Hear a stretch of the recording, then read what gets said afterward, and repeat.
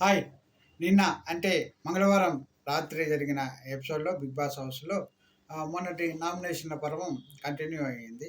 మొదట ఆదిత్య ఓం గారు వచ్చి ఆదిత్య ఓం యష్మిని, ప్రేరణని చేశారు. తర్వాత నైనిక, నైనిక వచ్చి యష్మిని, నబీల్‌ని నామినేట్ చేశారు. తర్వాత మణికంఠ వచ్చి నిఖిల్‌ని, నబీల్‌ని నామినేట్ చేశారు. తర్వాత కిరాక్ సీత, కిరాక్ సీత వచ్చి యష్మిని, ప్రేరణని నామినేట్ చేశారు. ఇంకా వివరాల్లోకి వెళ్తే వీళ్ళంతా ఏందంటే పాత కక్షలు పెట్టుకొని నేను మొన్న చెప్పినట్టే పాత వాళ్ళతో చేయించడం అనేది రాంగ్ అసలు. ఎందుకంటే వాళ్ళు పాత కక్షలు పెట్టుకొని ఆహ్, పై అంటే వాళ్ళకి ఇష్టం లేని వాళ్ళకి నామినేట్ చేసిన దాంట్లో పాయింట్ ఉందనుకోండి. పాయింట్ ఉన్నా ఏందంటే సరైన ఇప్పుడు కొత్త వైల్డ్ కార్డ్‌గా వచ్చిన గౌతమ్ చేయలేదా మిస్టేక్స్? నంబర్ ఆఫ్ మిస్టేక్స్ చేశాడు. పాత వాళ్ళలోనే విష్ణుప్రియ చేయలేదా? నంబర్ ఆఫ్ చేసింది. ఇంకా ఏందంటే వాళ్ళు వాళ్ళలో వాళ్ళకి నచ్చిన వాళ్ళని వాళ్ళకి నచ్చని వాళ్ళకి నామినేట్ చేస్తారు. ఇక వివరాల్లోకెళ్తే ఇంక నామినేట్ చేసిన ఫస్ట్ ఆదిత్య ఓము యష్మిని, ప్రేరణని చేసినప్పుడు ఏందంటే గ్రూపిజం, గ్రూప్ గేమ్ ఆడుతున్నారు. గ్రూప్ గేమ్ ఆడుతున్నారు. అదే అందరికీ తెలిసిందే. గ్రూప్ గేమ్ ఆడుతున్నారు.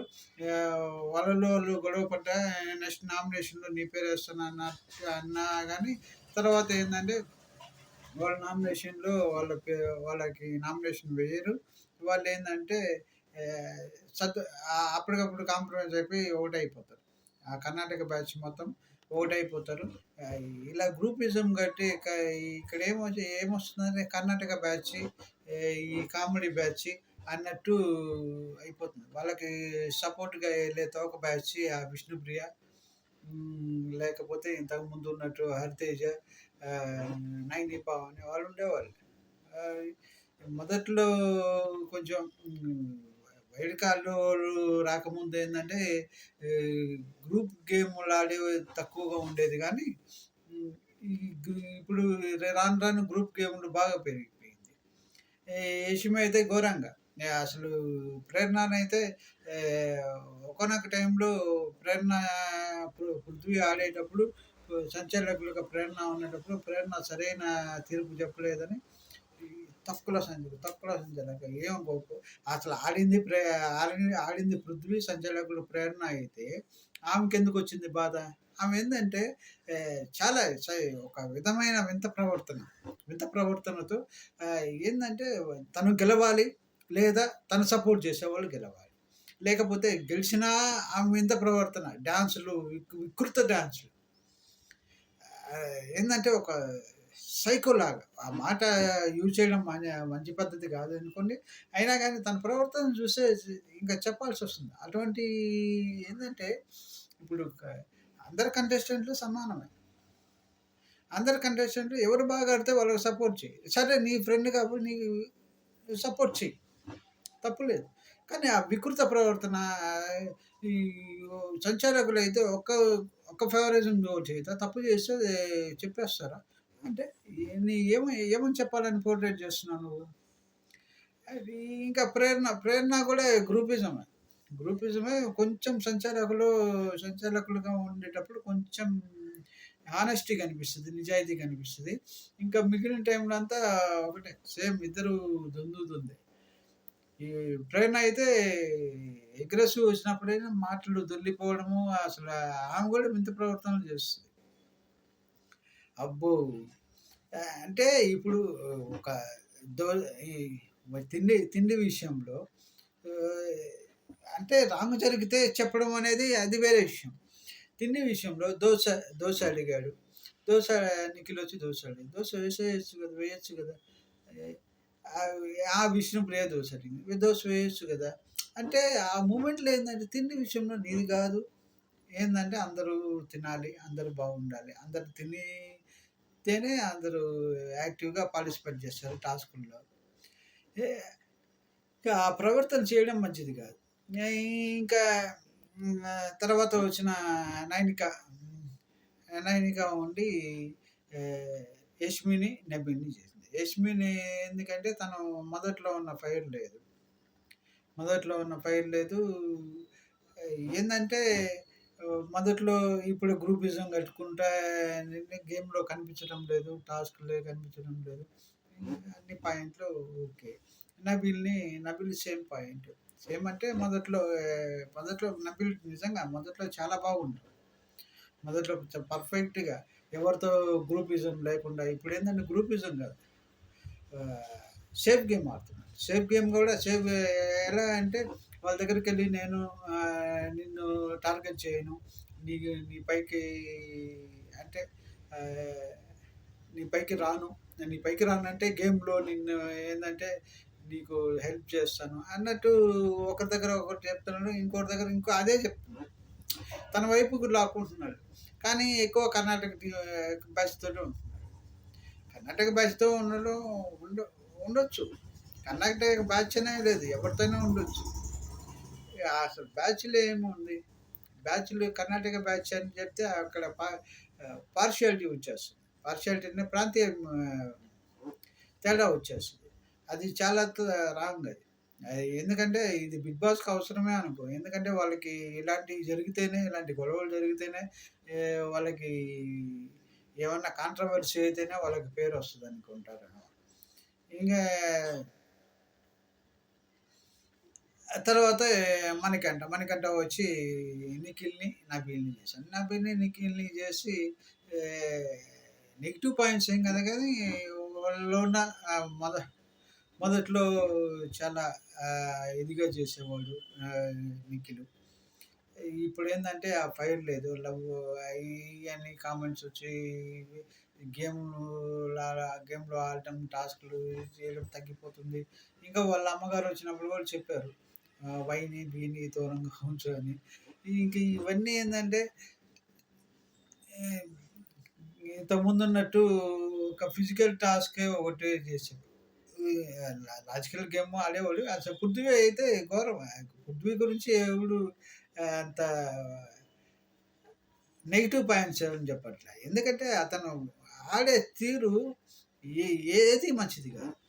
అతను ఒక కండబలం ఉంది తప్ప ఇంక ఏది లేదు అతని దగ్గర. ఫన్ చేయడు. టాస్క్‌లు అంటున్నా లాజికల్ టాస్క్‌లు ఆడేంత లేదు. ఇంకా అంటే పనులు చేయడు. ఇంట్లో పనులు చేయడు. ఎవరితో కలివిడిగా ఒక విష్ణుప్రియ, నిఖిల్ కర్ణాటక భాషతో తప్ప. అసలు విష్ణుప్రియదే తప్ప.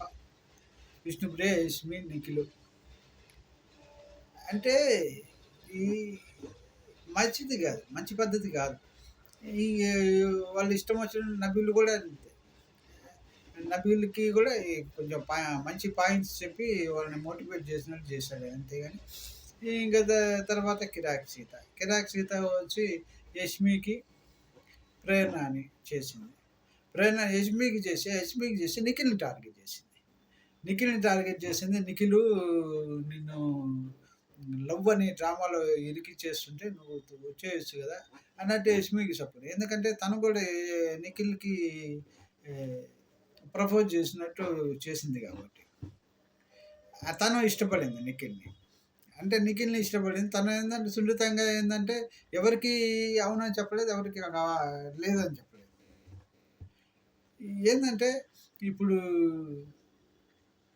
కెమెరా ముందు ఏమైపోతాను, ఆడియన్స్‌కి ఏమని పోర్ట్రేట్ వెళ్తదో, నాకు ఓట్లు పడతాయా పడవా అన్న సంకోచంలో అతను చేసింది రాంగే. ఒక్కసారిగా లేదని చెప్పేస్తే వాళ్ళు చేసినా ఏందంటే వాళ్ళే బ్యాడ్‌కెళ్తారు కదా!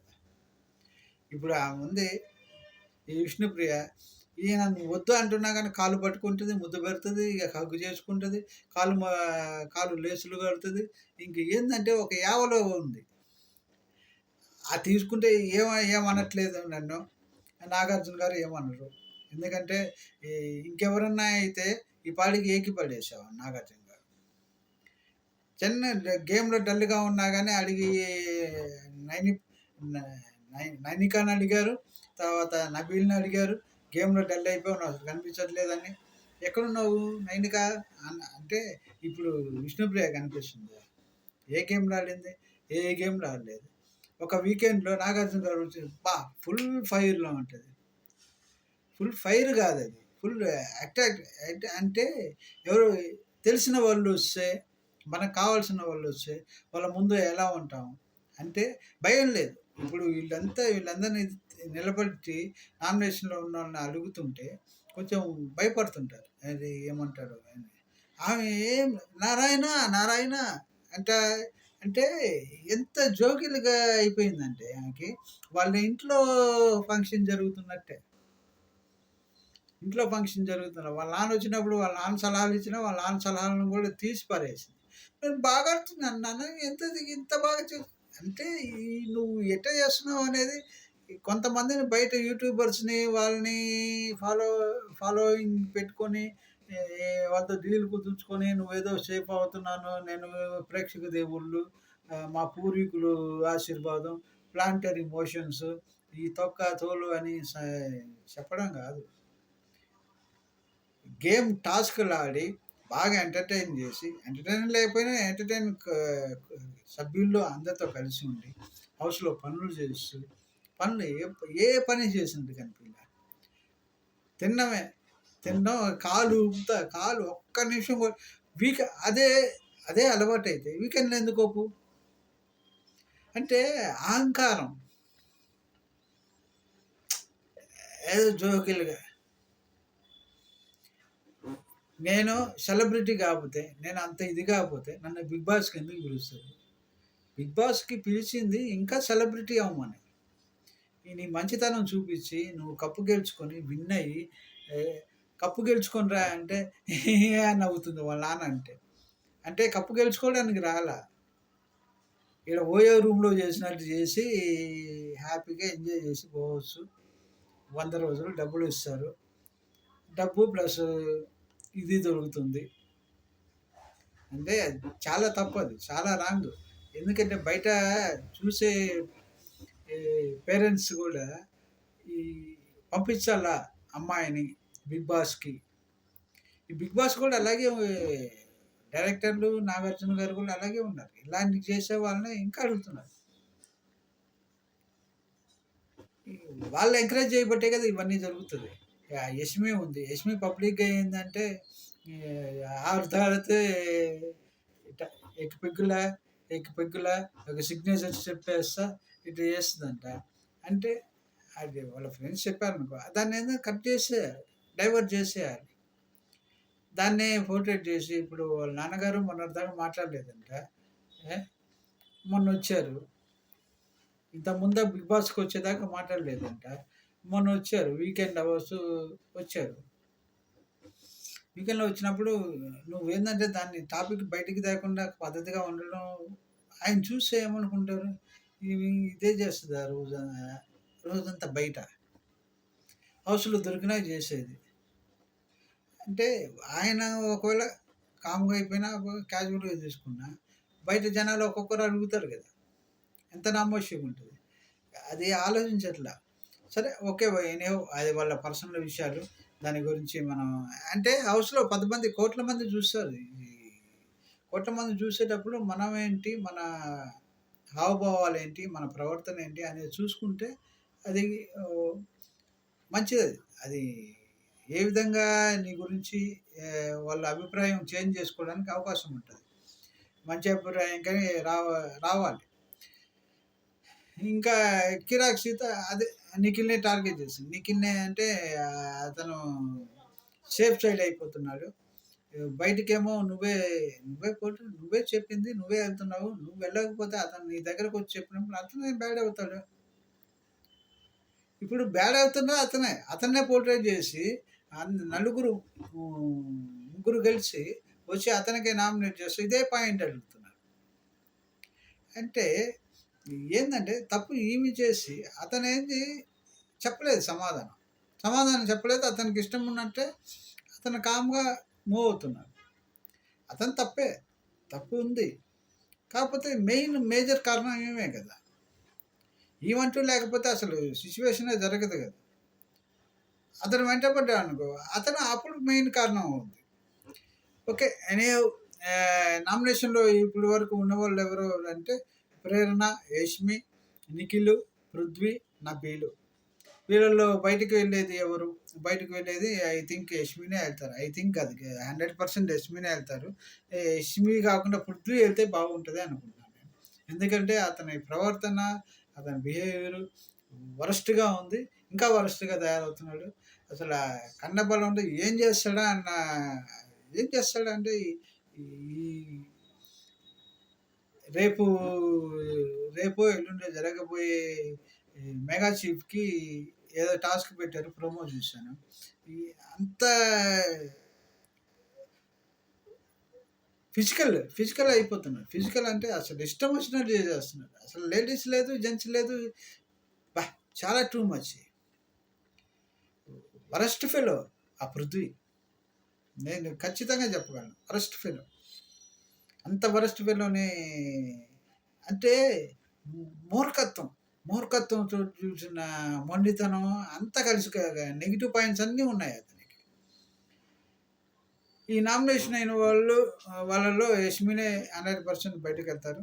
ఓకే. ఎనీహౌ ఎప్పటికప్పుడు బిగ్ బాస్ అప్డేట్స్ మీకు అందిస్తుంటాను. ప్లీజ్ లైక్ చేయండి, షేర్ చేయండి, సబ్స్క్రైబ్ చేయండి. నన్ను ఎంకరేజ్ చేయండి. మరిన్ని వీడియోస్ బాగా చేయడం కోసం. ఏమన్నా తప్పులు, మిస్టేక్స్ ఉంటే మెసేజ్ రూపంలో కామెంట్ చేయండి. నేను సరిదిద్దుకుంటాను. ప్లీజ్.